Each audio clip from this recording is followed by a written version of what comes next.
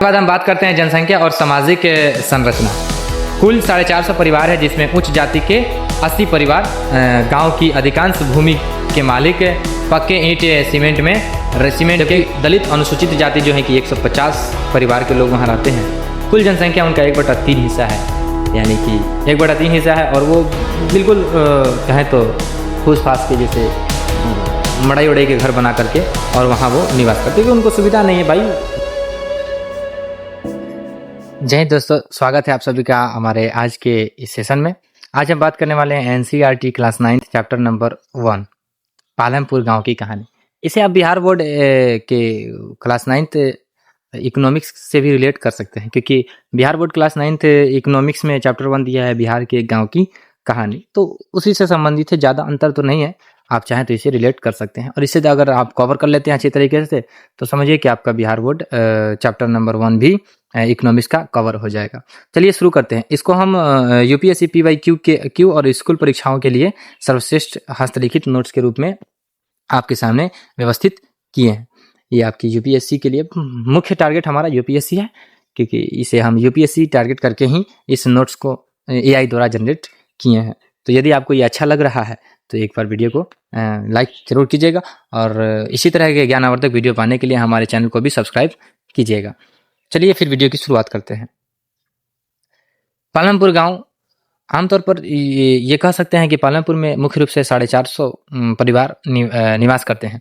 पालमपुर बहुत विकसित एरिया है, बहुत विकसित गांव है।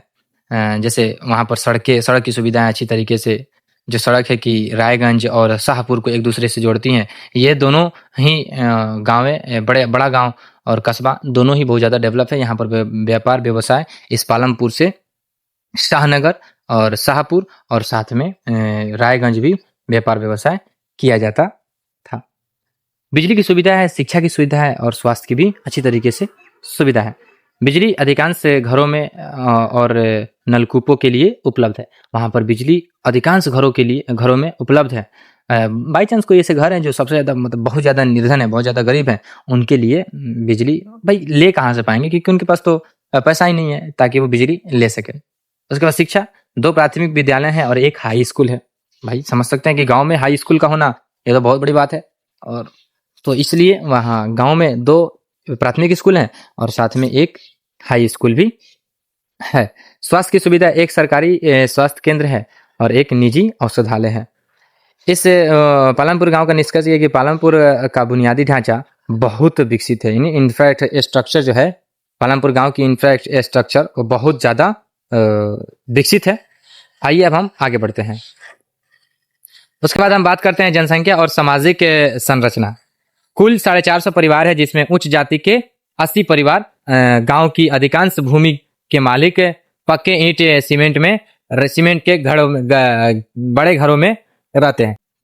उच्च जाति के जो वहाँ पे लोग हैं वो लगभग 80 परिवार है वहाँ पर, यानी 80 घर उच्च जाति के लोगों की है, जो अच्छी तरीके से घर है, उनका पक्का का घर है, यानी ईंटों की सुविधा, ईंट वाले घर बना करके हैं। जबकि दलित अनुसूचित जाति जो है कि 150 परिवार के लोग वहाँ रहते हैं। कुल जनसंख्या उनका 1/3 हिस्सा है, यानी कि 1/3 हिस्सा है। और वो बिल्कुल कहें तो फूस फास के जैसे मड़ाई उड़ाई के घर बना करके और वहाँ वो निवास करते, क्योंकि उनको सुविधा नहीं है। भाई जाहिर सी बात है कि शुरू से ही निम्न जाति और उच्च जाति में विभेद होते आया है। अन्य शेष 240 परिवार हैं जो छोटे और मंझोले किसान कहलाते हैं, यानी इसके अलावा जो 240 परिवार और हैं वो छोटे किसान हैं, मंझोले किसान हैं। वहाँ पर भूमि का जो वितरण है वो असमान है। जो बड़े लोग हैं उनके लिए बड़ी भूमि, जो छोटे हैं उनके लिए छोटी भूमि, जो बड़े हैं उनके लिए बड़े घर, जो छोटे हैं उनके लिए छोटे घर।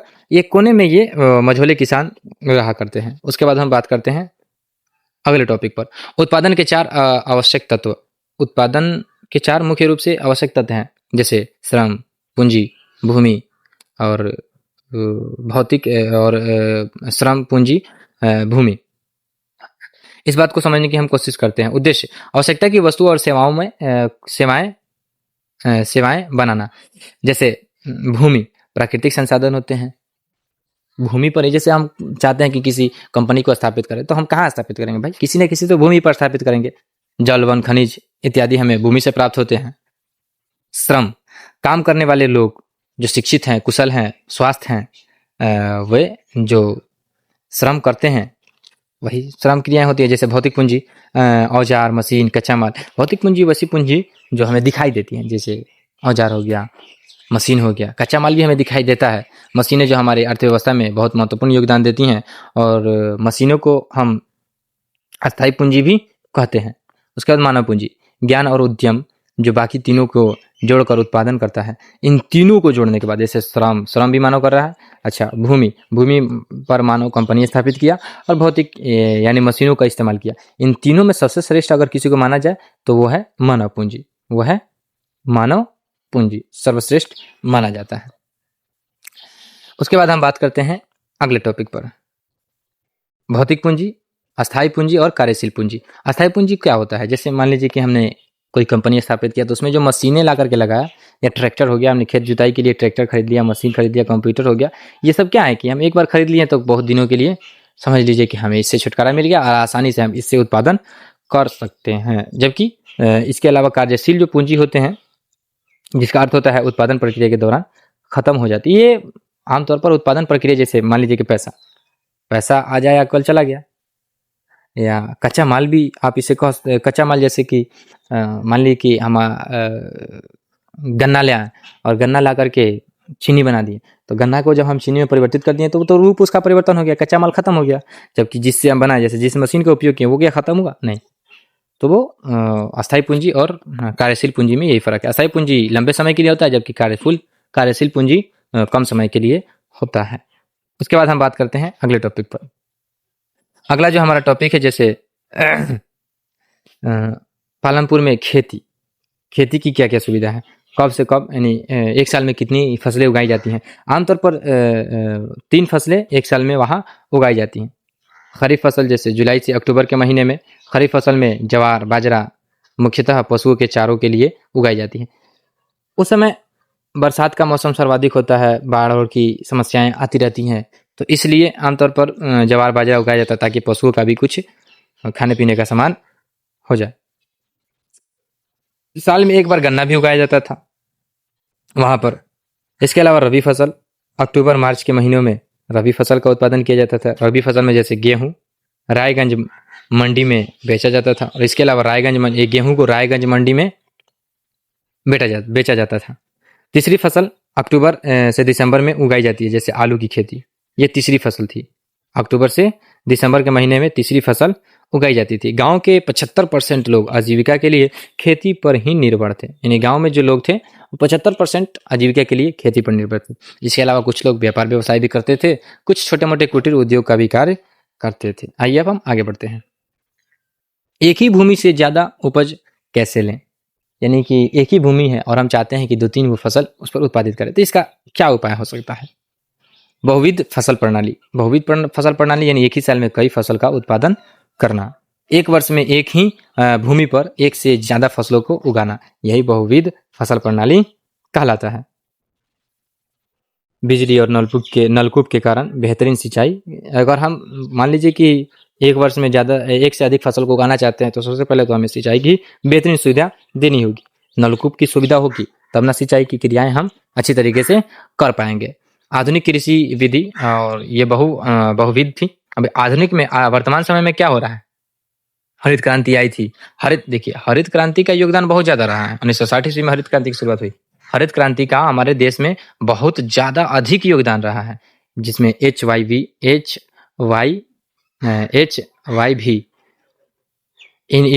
इस बीज का प्रयोग किया गया था हरित क्रांति में, जिससे भारत कृषि के मामले में स्वनिर्भर हो गया, आत्मनिर्भर हो गया। अधिक उपज वाले यानी HYV बीज का उपयोग किया गया। हाई हेल्डिंग वेराइटी का उपयोग किया गया, यानी ऐसी बीज का उपयोग किया गया जो सब कम बीज है लेकिन उत्पादन सर्वाधिक दे रहा है। और रासायनिक खादों का उपयोग किया गया। साथ में मशीनों का भी प्रयोग हुआ, जैसे ट्रैक्टर प्रणाली आई, ट्रैक्टर की शुरुआत हो गई। और पंपी सेट जो देखते हैं हम लोग अपने गाँव में कि पंपी सेट का शुरुआत हो गया, पंपी सेट आया, जिससे सिंचाई की क्रिया बहुत ज़्यादा आसान हो गई। अब पंपी सेट अगर नहीं था तो देखिए आप कितना सिंचाई कर सकते हैं अपने खेत में। मान लीजिए कि 2 कट्ठा का ज़मीन है और चाहते हैं कि उस पर खेती करें, कितना आप बाल्टी से ले जाकर के पानी पटा सकते हैं, बहुत ज़्यादा दिक्कत है। तो इसका भी योगदान बहुत ज़्यादा अधिक रहा है। उसके बाद हम आगे बात करते हैं परंपरागत कृषि और आधुनिक कृषि, इसमें क्या समस्याएं आई और क्या नहीं आई, इस पर भी थोड़ी सी हम चर्चा करेंगे इसके अगले वाले टॉपिक में। पहले इस बात को समझते हैं कि परंपरागत कृषि से कितना लाभ होता है और आधुनिक कृषि से कितना लाभ होता है। आधार और परंपरागत कृषि एक तरफ यहाँ देख सकते हैं लिखा हुआ है परंपरागत कृषि, दूसरी ओर आधुनिक कृषि। परंपरागत कृषि में देसी बीजों का उपयोग किया जाता था, जबकि आधुनिक कृषि में उन्नत बीज यानी HYB का उपयोग किया गया। उसके बाद सिंचाई के लिए कुएं, रहट, कम पानी, कुएं थे, रहट थे, जिससे आदमी बाल्टी से पानी भर भर के ले जाता था, या फिर कुछ ऐसे नाली टाइप में बना देते थे और कोल्हू साइड से चलाया जाता, बैलों को साइड से चलाया जाता था, जिससे पानी निकला करती थी और वो खेत में चली जाया करती थी। लेकिन उतनी ज़्यादा अधिक ये सुविधा काम नहीं आती थी। जबकि आधुनिक कृषि में नलकूप का उपयोग हुआ, ट्यूबवेल का उपयोग हुआ और अधिक पानी होने लगा।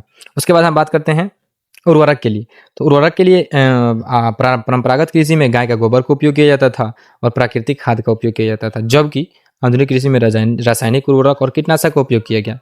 यही एक यहाँ पर गलती हो गई, यहीं पर ये एक समस्या अब शुरू होगी, क्योंकि प्रारंभिक कृषि में भले ही उत्पादन कम होता था लेकिन तगड़ा होता था, और गाय का गोबर, प्राकृतिक खाद, इससे जो उत्पादन होता था वो हमारे शरीर को बहुत ज़्यादा ऊर्जा भी देता था। जबकि ये जो रासायनिक खाद और कीटनाशक का उपयोग हम करते हैं, इससे जो हमारी खेती होती है, इससे तो सबसे पहले भूमि को भी समस्या है, भूमि में भी उर्वरता क्षमता गिरती जाती है। इसका अभी तो समस्या है वर्तमान समय में, पंजाब को आप देख सकते हैं कि कितनी बड़ी समस्या का वो सामना कर रहा है। जब तक सिंचाई नहीं करेगा उसके लिए खेती बाड़ी बहुत ज़्यादा मुश्किल हो जाता है, क्योंकि सबसे ज़्यादा HYB बीज का उपयोग और उर्वरक का उपयोग, रासायनिक कीटनाशक का उपयोग, इन सभी का उपयोग सबसे ज़्यादा पंजाब ही में हुआ था। हरित क्रांति की शुरुआत पंजाब ही से हुई थी। उपकरण, पारंपरिक हल, बैल इत्यादि का यहाँ परंपरागत कृषि में उपयोग किया जाता था, जबकि वर्तमान समय में ट्रैक्टर, थ्रेसर इत्यादि का उपयोग किया जाता, जिससे काम और आसान हो गया। उसके बाद उपज के लिए कम निर्वाह परिवार के लोग, कम लोगों को मजदूरी के लिए कम लोग आते थे, जबकि परिवार के लोग सर्वाधिक होते थे। लेकिन आधुनिक समय में बहुत अधिक व्यावसायिक बाजार के लिए लोगों को भी एकत्रित किया गया। आई होप कि आपको ये जानकारी अच्छी लगी होगी। उसके बाद अब हम बात करते हैं अगले टॉपिक पर, हरित क्रांति का वरदान। हरित क्रांति जो है यानी कि ग्रीन रेवोल्यूशन वरदान है या अभिशाप, तो इस बात को समझने की कोशिश करते हैं। लाभ और हानि, इनके दोनों बातों को हम समझेंगे। लाभ क्या है इससे, हरित क्रांति से गेहूं और चावल के उत्पादन में भारी वृद्धि हुई। गेहूं और चावल के उत्पादन में हरित क्रांति के कारण सबसे ज़्यादा वृद्धि हुई, जबकि इसकी हानियाँ क्या थी कि रासायनिक खादों से मिट्टी की उर्वरता नष्ट हुई। पहले एक कारण को समझते हैं। जैसे गेहूं और चावल में के उत्पादन में भारी वृद्धि हुई, यानी 1300 किलोग्राम प्रति हेक्टेयर भूमि पर, यानी कह सकते हैं कि 13 क्विंटल प्रति 1 हेक्टेयर भूमि पर चावल या गेहूं की उत्पादन हुई। उसके बाद उत्पादन में भारी वृद्धि से 3200 किलोग्राम प्रति हेक्टेयर, फिर उसके बाद उत्पादन में वृद्धि हुआ और धीरे धीरे करके यह सिलसिला 3200 तक चला गया। 3200 केजी प्रति हेक्टेयर भूमि पर उत्पादन हुआ। किसानों की आय में बढ़ोतरी हुई, भुखमरी की समस्या कम हुई। लेकिन इसके हानियाँ क्या थी, तो हानियाँ मुख्य रूप से तो यहाँ देख पा रहे हैं आप कि रासायनिक खादों के उपयोग से हमारे मिट्टी की उर्वरता क्षमता गिर गई, और ट्यूबवेल के अत्यधिक उपयोग से भूजल स्तर गिर गया। हम ज़्यादा पंपी सेट का उपयोग कर रहे हैं, भूमि से पानी निकाल रहे हैं, बोरिंग लगवा करके भूमि से पानी निकाल रहे हैं, जैसे भूमि की जो है कि भूजल क्षमता जो है, भूजल स्तर जो है वो और नीचे चला गया। एक ये समस्या का सामना करना पड़ा। दूसरी, भूमि की उर्वरता क्षमता को ये कम कर दिया। उसके बाद हम बात करते हैं पर्यावरण प्रदूषण बढ़ा। हरित क्रांति से पर्यावरण प्रदूषण भी बढ़ा, अधिक असमानता बढ़ी। हरित क्रांति हुआ तो सर्वाधिक क्या नाम है कि फसलों का उत्पादन हुआ, जिससे कंपनियों को भी सहायता मिली। जैसे मान लीजिए गेहूं का उत्पादन हुआ, जिससे बहुत सी बिस्किटें बनाई गई। अब बिस्किट बनाने के लिए कंपनी का उपयोग हो रहा है, तो कंपनी कोई ऐसी बात थोड़ी ना है कि हाँ कंपनी है तो वो प्रदूषण नहीं छोड़ेगा, बस हमें उत्पादन करके ही देते रहेगा, नहीं, उससे भी पर्यावरण को प्रदूषित किया गया। उसके बाद अब हम बात करते हैं श्रम का संघर्ष और किसानों की स्थिति। अब श्रम के संघर्ष के बारे में थोड़ी सी चर्चा करेंगे, उसके बाद हम आगे बढ़ेंगे। बड़े किसान श्रमिकों को काम पर रखते हैं। भूमिहीन छोटे किसान जैसे ढाला और सविता, दो व्यक्ति के उदाहरण, एक स्त्री और एक पुरुष का उदाहरण लेते हैं। ढाला और सविता प्रतिस्पर्धा के कारण न्यूनतम मजदूरी 300 से भी कम पर काम करने को मजबूर। लोगों को दिन भर की मजदूरी 300 से भी कम दी जाती थी, लेकिन फिर भी वो मजबूर थे ताकि वो काम करें, उनका भरण पोषण हो। और किसान, जो छोटे किसान थे, वो कर्ज के बोझ तले दबे जा रहे थे। छोटे भूमिहीन किसान जो थे, पूंजी के लिए साहूकार बड़े किसानों पर निर्भर थे, और जब बड़े किसान उन्हें कर्ज देते थे तो वो 24% की मांग करते थे, 24% पर उन्हें कर्ज देते थे। कर्ज चुकाने के लिए बहुत कम मजदूरी पर उसे किसान के यहाँ काम करना पड़ता था, कर्ज के जाल में फंस जाते थे। अब उनके ऊपर कर्ज हो जाता था 24% का कर्ज। भाई आमतौर पर अभी के समय में भी अगर किसी को 24% पर कर्ज दिया जाए तो चुका पाना एक गरीब किसान के लिए बहुत मुश्किल है। तो जब गरीब किसान चुका नहीं पाता था, उसको क्या करते थे कि वो कहते थे भाई तुम हमारे यहाँ काम करो, और कम ही वेतन पर उससे काम करवाते थे और लंबे समय तक काम करवाते थे। इससे वो कर्ज के जाल में फंस जाता था। ये हरित क्रांति की बात है, हरित क्रांति के समय की बात है। कृषि के लिए पूंजी कहाँ से आती है, यानी जो हम कृषि कार्य करते हैं इसके लिए हमारे पास पूंजी आती कहाँ से है। मझोले और बड़े किसान और छोटे किसान, इन दोनों पर हम थोड़ी सी चर्चा करने की कोशिश करते हैं। अपनी पिछली बचत से पूंजी लगाते हैं। मझोले जो किसान होते हैं, जो छोटे किसान होते हैं, वो पिछले बार जो कमाए होते हैं वो उसी से बचा करके और आगे की कृषि कार्य में पैसा लगाते हैं। और उसके बाद सरप्लस यानी अनाज बाजार में बेचकर मुनाफा कमाते हैं। वो क्या करते हैं कि जो अनाज बचता है यानी कि बेच देते हैं, और उससे जो आय प्राप्त होती है उसी आय को थोड़ी सी बचा करके अपनी आर्थिक क्रियाओं में लगा लेते हैं, और बाकी की जो आय बचती है उसे खेती में फिर लगा देते हैं। इसके लिए दो उदाहरण लेता है एनसीईआरटी। कुछ व्यक्ति जैसे तेजपाल सिंह बैंक में पैसे रखता है या ट्रैक्टर खरीदता है, इसका एक उदाहरण एनसीईआरटी लेता है। उसके बाद हम बात करते हैं छोटे किसान की। ये मझोले किसान थे, अब छोटे किसान की बात करते हैं। बचत नहीं होती है इनके पास, एक तो कर्ज के बोझ तले दबे जाते हैं। उसके बाद इनकी, मान लीजिए कोई व्यक्ति कर्ज के बोझ तले दब गया है, अगर कुछ कमाया भी तो सबसे पहले तो कर्ज ही चुकाएगा ना। कर्ज अगर नहीं चुकाते थे तो मझोले जो किसान थे ये उनके ऊपर अत्याचार करते थे और कम वेतन पर उनसे जबरदस्ती काम कराते थे। पूंजी के लिए कर्ज लेना पड़ता था इनको। सारा उत्पादन परिवार के भरण पोषण में खत्म हो जाता था। जो भी बचता था, थोड़ी बहुत उत्पादन में पैसा कमाए, थोड़ी बहुत आय इनको मिली, वो परिवार ही का भरण पोषण चलाने में समाप्त हो जाता था। अब हम बात करते हैं गैर कृषि क्रियाएं। जैसे पालमपुर गांव में गैर कृषि क्रियाएं क्या थी। पालमपुर गांव में आमतौर पर गैर कृषि क्रियाएं जैसे भैंस पालना यानी डेयरी की क्रियाएं, भैंस पालना, दूध को रायगंज के शीतलन केंद्र में बेचना। रायगंज और शाहपुर हमने अभी समझाया था थोड़ी देर पहले कि किस तरह से पालमपुर गांव दो कस्बों से व्यापार व्यवसाय करता था। जैसे भैंस पालना, दूध को रायगंज के शीतलन केंद्र में बेचना ले जाकर के, यानी कि मत्स्य पालन का कार्य किया करते थे, पशुपालन का कार्य किया करते थे गैर आर्थिक क्रिया में। दूसरी क्रिया जैसे दुकानदारी, उसके बाद परिवार व शिक्षा के लिए रिक्शा, जीप, ट्रैक्टर इत्यादि चलाने का कार्य किया करते थे। उसके बाद हम बात करते हैं लघु विनिर्माण। उनके पास छोटे बड़े कारोबार थे जो अपना वस्तु उत्पादन किया करते थे, जैसे टोकरी बुनने का कार्य किया करते थे लघु उत्पादन में। ये उनकी गैर आर्थिक क्रिया है। गांव के लगभग 25% लोग इन कार्यों में शामिल थे। 75% लोग कृषि से संबंधित थे और 25% इन सभी क्रियाओं को किया करते थे। अब हम बात करते हैं अगले टॉपिक पर। अगला हमारा है अध्याय का सारांश। छोटा सा एक सारांश दिया गया है जो हमने पढ़ा है शुरू से लेकर के अभी तक। अब उस पर थोड़ी सी एक नज़र में चर्चा कर लेते हैं। पालमपुर अच्छी तरह जुड़ा हुआ है सुविधा संपन्न काल्पनिक गांव के रूप में, यानी वह एक काल्पनिक गांव है। एक काल्पनिक गांव कहने का मतलब क्या है, एक उदाहरण ले लिया गया है। एक सोच के अनुसार बताया गया है ताकि अर्थव्यवस्था को आप अच्छी तरीके से समझ सके। एक कहानी के रूप में, एक उदाहरण के रूप में, एक यह काल्पनिक गांव है। उत्पादन के स्तंभ इसके भूमि, श्रम, भौतिक पूंजी, अस्थायी कार्यशील और मानव पूंजी, 2 तरह की पूंजियां हैं। उत्पादन के स्तंभ पे जैसे भूमि है, श्रम है, भौतिक पूंजी है। भौतिक पूंजी में भी 2 तरह की पूंजी है, अस्थायी पूंजी और कार्यशील पूंजी। इसके अलावा मानव पूंजी भी है। मानव पूंजी वह पूंजी होता है जिसमें मानव को हम कुछ नहीं करते हैं, बस शिक्षा, स्वास्थ्य और कौशल अच्छी तरीके से उसमें डेवलप कर देते हैं, तो वही मानव पूंजी के रूप में परिवर्तित हो जाता है।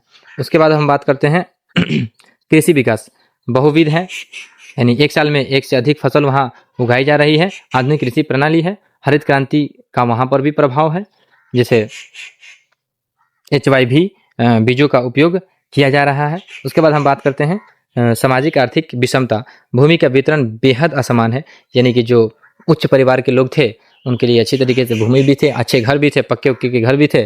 उसके अलावा जो कमजोर और निम्न वर्ग के लोग, जैसे दलित जाति के लोग थे, निम्न जाति के लोग, अनुसूचित जाति जो थे, वो लगभग वहाँ पर 150 परिवार थे। वहाँ पर लगभग 150 परिवार के लोग थे अनुसूचित जनजाति के, अनुसूचित जाति के, जिनके लिए कोई सर्वाधिक सुविधा नहीं थी। इसके अलावा लगभग 250 परिवार छोटे किसानों की थी, मझोले किसान, छोटे किसानों की थी, जो सबसे ज़्यादा समस्याओं का सामना छोटे किसान ही किया करते थे। सामाजिक आर्थिक विषमता। भूमि का वितरण बेहद असमान था। छोटे किसान कर्ज में है, जबकि बड़े किसान लाभ कमाते हैं। उन्हीं से, छोटे किसानों से ही, भले वो कर्ज में दबे हुए हैं, लेकिन फिर भी उनसे लाभ कमाते थे। उसके बाद हम बात करते हैं भविष्य का रास्ता, यानी बेहतर सड़कों और शिक्षा से गैर कृषि कार्य, यानी डेयरी, दुकान, परिवहन के अवसर बढ़ रहे हैं। अगर हम चाहते हैं कि किसी ग्रामीण इलाके में जो सामान्य रूप से अति पिछड़ा है, तो सबसे पहले वहाँ पर हम सड़कों की सुविधा को बढ़ाएंगे। रोजगार के अवसर के लिए वहाँ कोई ना कोई कंपनी की स्थापना करेंगे, लोगों को शिक्षा देंगे, कौशल देंगे, इत्यादि की अगर सुविधा हम वहाँ दे रहे हैं तो वो भी गांव ही न रहेगा, बल्कि एक बड़ा सा नगर बन जाएगा। जैसे इसके लिए एक उदाहरण है हमारे पास पटना आज से 2500 साल पहले एक छोटा सा गांव हुआ करता था, लेकिन वर्तमान समय में देखिए आप कि बिहार में सबसे बड़ा अगर कोई शिक्षा या फिर राजनीति का केंद्र है तो वो पटना ही है। अर्थव्यवस्था के क्षेत्र में भी वो बहुत ज़्यादा डेवलप है। आगे बढ़ते हैं अब हम इसके स्कूल एग्जाम के लिए, और साथ साथ UPSC के पॉइंट ऑफ व्यू से भी एक यहाँ उदाहरण दिया गया है। कुछ हम PYQs लेकर के आए हैं स्कूल एग्जाम के लिए।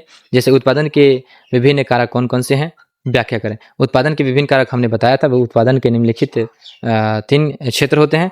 उत्पादन के कारक कौन कौन से हैं, तो जैसे भूमि, श्रम, पूंजी इत्यादि उत्पादन के कारक कहलाते हैं। इन पर थोड़ी सी आप चर्चा कर लीजिए। इस क्वेश्चन को आप अगर चाहे तो स्क्रीनशॉट लेकर के इस क्वेश्चन को सॉल्व करने की भी कोशिश कीजिएगा। अस्थायी पूंजी और कार्यशील पूंजी में क्या अंतर है, अस्थायी पूंजी और कार्यशील पूंजी क्या होता है, इस पर थोड़ी सी चर्चा करना है। अस्थायी पूंजी वो जो लंबे समय तक होता है, कार्यशील पूंजी जो लंबे समय तक नहीं रहता है, अस्थायी पूंजी की अपेक्षा बहुत कम समय तक रहता है, जैसे कच्चे माल हो गए इत्यादि। उसके बाद बहुविध फसल प्रणाली और खेती की आधुनिक विधियों में अंतर स्पष्ट कीजिए। बहुविध फसल प्रणाली में क्या है कि एक वर्ष में एक से अधिक फसलों का उत्पादन करना, और आधुनिक विधियों में जैसे HYV का उपयोग, रासायनिक उर्वरक का उपयोग, कीटनाशक का उपयोग इत्यादि, ये आधुनिक कृषि प्रणाली में आते हैं। तो इस पर भी आप इसको भी एक बार जरूर से लिख लीजिएगा। पालनपुर में खेतिहर श्रमिकों को जैसे डाला, पालनपुर में खेतिहर श्रमिकों की मजदूरी निम्नतम मजदूरी से कम थी। पालनपुर में जो खेतिहर मजदूर थे, जो श्रमिक थे, खेत में काम किया करते थे, उनकी निम्नतम मजदूरी, यानी जो व्यक्ति को सबसे कम मजदूरी मिलती है, उससे भी पालनपुर के गांव में खेतिहर श्रमिकों की मजदूरी थी उससे भी कम, यानी बहुत ज़्यादा कम। हम ये कह सकते हैं कि जहाँ पर लोगों को 500 रुपया अगर प्रतिदिन मिल रहा है, तो वहाँ पर पालनपुर गाँव के लोगों को लगभग 150 मिल रहा है, और जबरन उनसे खेती कराई जा रही भाई, क्योंकि वो कर्ज के बोझ तले दबे हुए हैं। मझोले किसान से कर्ज लेकर के अत्यधिक ब्याज पर, लगभग 25% ब्याज पर, 24% ब्याज पर कर्ज लेकर के वो फंस चुके हैं। उसके बाद अब हम बात करते हैं अगला एग्जाम, जैसे UPSC फोकस करके प्रतियोगिता परीक्षाओं के लिए PYQ यहाँ पर दिया गया है। जैसे यहाँ पर दिया गया सवाल नंबर 1, निम्नलिखित में से कौन सा उत्पादन का कारक कार्यशील पूंजी है।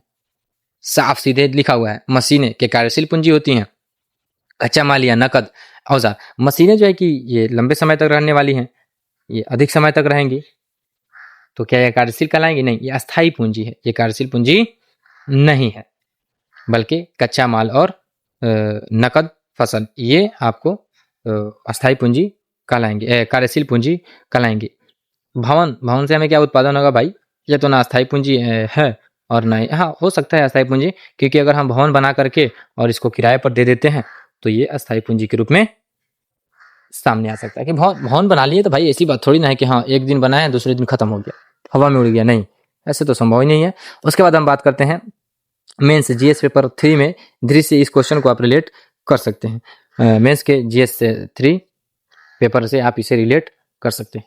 यहाँ देखिए, हरित क्रांति ने भारत में खाद्यान्न सुरक्षा तो सुनिश्चित की, लेकिन इसके कारण उत्पादन पारिस्थितिक यानी इकोलॉजिकल और सामाजिक आर्थिक असमानताओं का मूल्यांकन करें। भूजल स्तर में कमी, इसमें महत्वपूर्ण पॉइंट्स जैसे हैं भूजल स्तर में कमी, मिट्टी की उर्वरता का नाश और छोटे छोटे किसानों के बीच बढ़ता डिबेट ड्रेप, यानी इस पर हम थोड़ी सी चर्चा कर सकते हैं।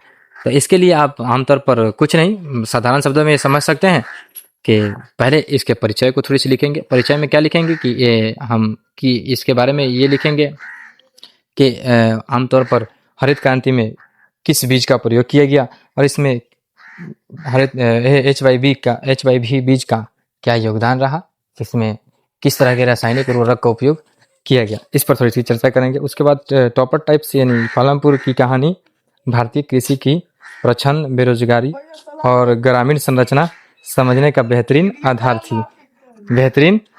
थी। आई होप कि आपको ये चैप्टर अच्छी तरीके से समझ में आ गया होगा।